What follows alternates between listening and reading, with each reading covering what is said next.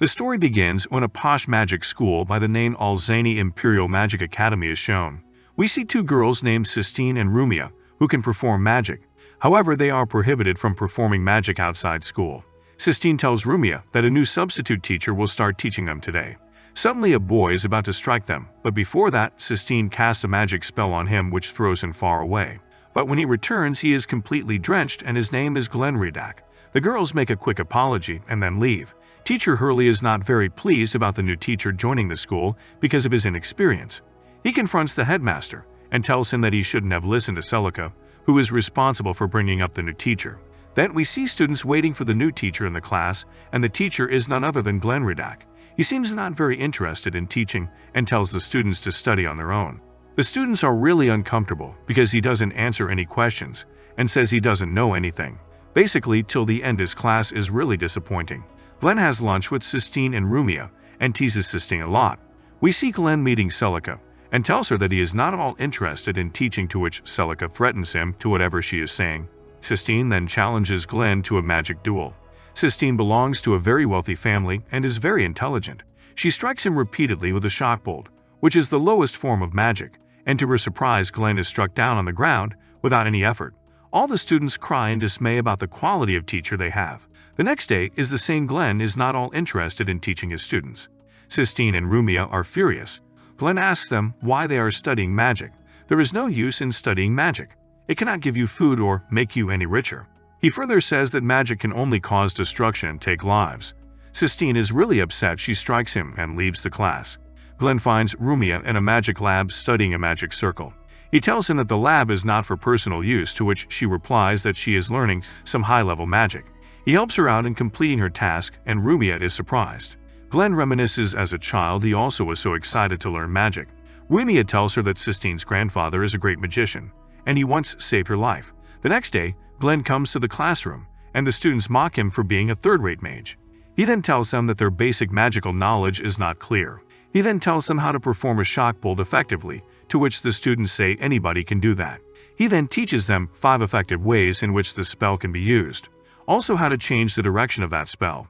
The students are stupefied because nobody had taught them in that angle. He teaches them to use magic from the heart and not from the book, so that they can innovate a variety of spells all by themselves. Glen soon becomes immensely popular among students. The school is then attacked by dark mages. When one of them tries to harass Sistine, meanwhile Glen appears. The dark mage throws a spell on him, but the spell becomes ineffective. Glen has sealed all the magic powers around him. Glen overpowers 2 of the 4 mages through his elite magic and military tactics. Glen notices a special tattoo on the arm of the dark mage. That shows that they belong to a special cult of dark magic, and cannot be allowed in school until they have an accomplice in the school. He conveys his thoughts to Celica, who doesn't pay much heed to him. He then tells Celica if she can use the teleportation device to the 3rd floor where students are kept as hostage. Celica warns him that teleportation is prohibited at school. Somehow the port opens and some living skeletons come out of it and kill the already tied-up dark mage. Glen cannot use magic because he has already sealed the magic powers in that area. So he grabs Sistine and takes her away to a place where they both perform a special kind of magic and are able to successfully repel the skeletons. Glen becomes weaker because of using a strong kind of magic. The 3rd mage appears and attacks him with his magic swords that work by themselves. Glen is badly injured. However, Sistine comes to his rescue and overpowers the 3rd mage. She then uses healing powers to seal Glen's wounds to stop the blood loss. Glen has a painful memory of his past. He, however, wakes up and goes to the 3rd floor where he finds the actual magic teacher is the mastermind. He says that he has created a 5-tier bomb by using Rumia's power, and it's going to destroy the whole school. Glen demolishes the bomb layer by layer, gradually succumbing to strong magic. His wounds also started bleeding again, and he passed out. All the layers are destroyed, except the inner shield in which Rumia is imprisoned. She uses super healing powers from inside the shield and starts healing Glen. Now we are introduced to Queen Alicia, who rules the territory. After the school incident, the head guard assures her of her security arrangements. The queen is thinking painfully of her separated daughter. Rumia and Sistine are talking about the big magic competition that is due in 2 weeks. The students are reluctant to participate in the competition because the queen is the judge and nobody wants to look bad in front of the queen. However, Glen overheads them and encourages each and every student to take part in the competition according to his or her own capability. Then we come to know the real motive behind this kindness. Glenn has requested an advance paycheck from the headmaster, which he flatly refuses. Then, Celica suggests motivating his class into winning the competition. In this way, he will get a bonus check. Then Glenn challenges teacher Hurley in the upcoming competition between his class and Glenn's class. They bet a 3-month salary on that competition. Then they argue for getting the ground for practice. However, Sistine uses her influence to get the ground. Glenn practices day and night with his students. A flashback of Rumia's painful past is shown in which she is crying for her mother, and then she is saved by an unknown person. Sistine's parents tell her that they won't be able to attend the competition, and she says she understands. The queen is excited about the competition, as she will be able to see her daughter again. She opens a pendant, and on which we see a picture of Rumia with the queen. Then we see that Glenn's class is performing really well. Glenn's class is number 3 when he sends Rumia for the mental defense competition, which is really very difficult. However, Rumia succeeds and Team Glenn is declared the winner. The queen is very happy to see Rumia happy and hearty. The competition is in its bloom when we see 2 strange people who have come to meet Glenn. It seems that they know him very well. However, a student comes and meets Glenn and requests him to replace her in the transmutation competition.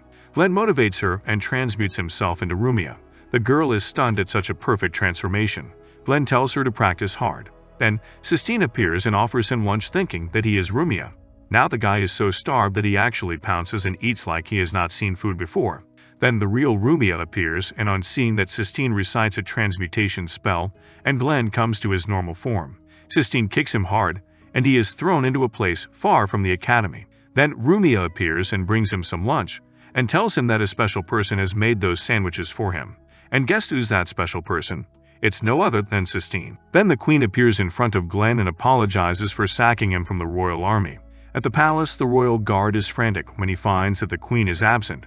Actually, Celica had helped the queen to escape and attend the competition. Glenn says it was not her fault. Then the queen turns to Rumia and refers to her as Princess Armenia. But Rumia doesn't talk to her and says that whoever she is looking for was dead 3 years ago. When the queen returns to the competition, she is made a prisoner again by the head guard Zelos. Albert, one of Glenn's accomplices who can foresee things, comes to know that the queen has been imprisoned along with Celica and the headmaster. Glenn finds Rumia, who thinks that her mother abandoned her because she was cursed according to her. Glenn explains that maybe she had a good purpose behind her action. He then forces her to meet the queen, and when she goes there, the royal guards imprison her, saying that it is the queen's order to kill her. Rumia has bad feelings for her mother. Then Glenn passes out because the royal guards thrash him, but then he comes out of nowhere and calls Celica. Celica says that she has been imprisoned with the queen. Rumia is rescued by Glenn. The palace maid tells Celica that the queen is wearing a cursed necklace, that's why she cannot do anything. If she removes the necklace, she would die. The maid and the royal head guard are behind all this, and they say that they want to use the queen for some divine research. Then Glenn tells Rumia that Albert and Rayford are his old military comrades, and they all are planning to find out who is behind the queen's imprisonment. Also, Albert tells him that the imperial guards are trying to get rid of the princess. At the academy, the competition is still taking place with Sistine in charge in place of Glenn. Now the second last round of transmutation is about to take place.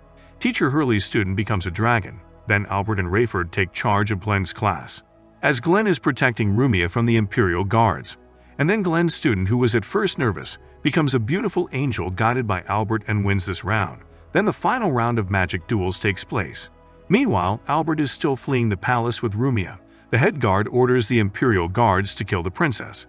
In the final round, Sistine is participating, and she creates such a marvelous spell of wind that knocks down her contender. Glenn's class is declared the winner. Glenn and Rumia are captured by the royal guards. Then something happens. Rayford and Albert are turned into Rumia and Glenn, while Rumia and Glenn are turned into Rayford and Albert. It was all a self-illusion to protect Rumia. The royal guards attack Rumia and Glenn, but Celica forms a protective shield around them. Then the queen, under the force of Zelos, orders to kill Rumia. Glenn doesn't understand why the queen is lying. Glenn looked into her eyes, and they are tearful.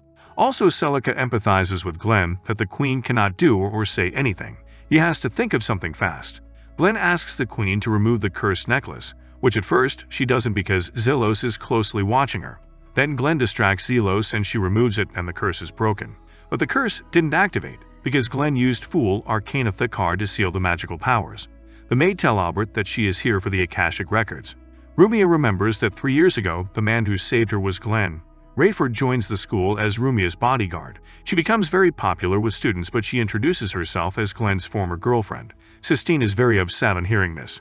Rayford shows them her military tactics like close combat and impresses many. She becomes very close to Rumia and Sistine.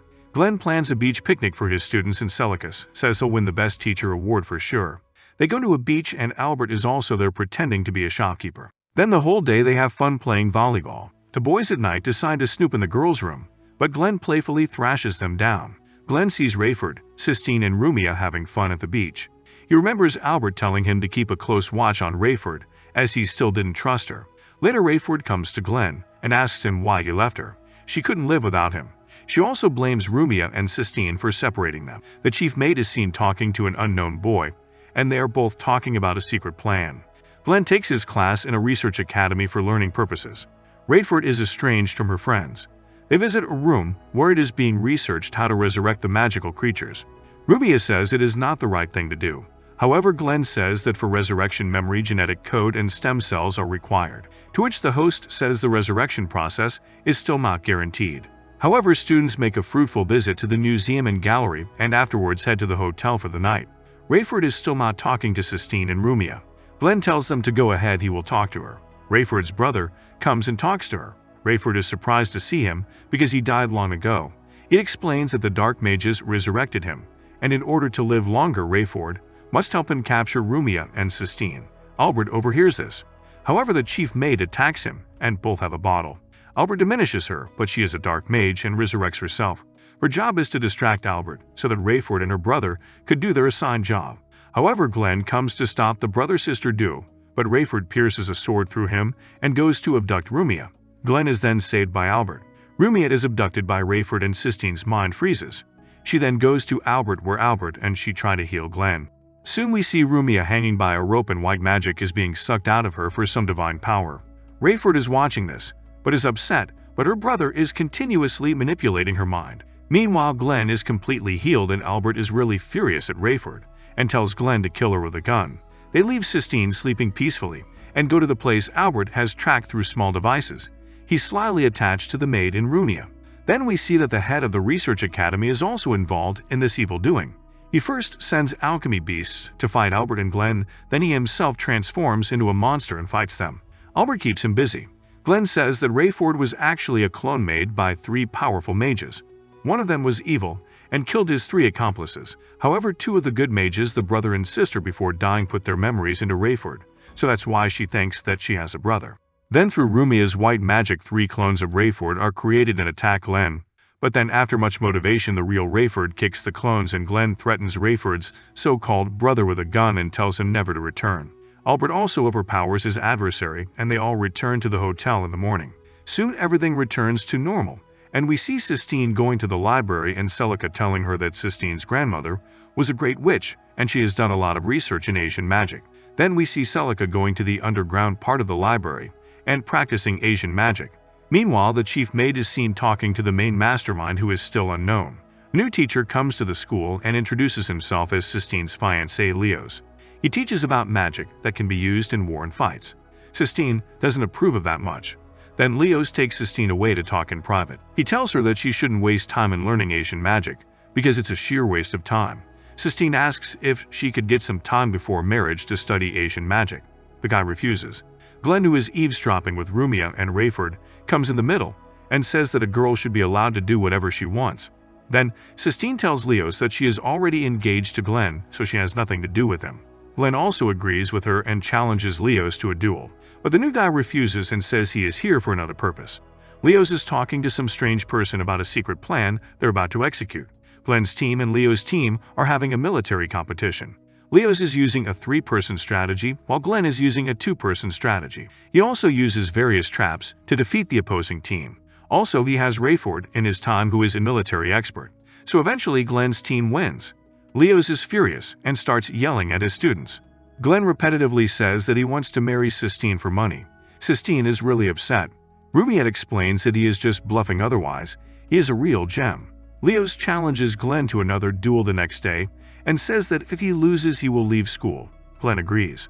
The night before the duel, he is thinking about Sarah when Sistine appears and presses him about Sarah. He tells her that Sarah was his good friend and a very good mage.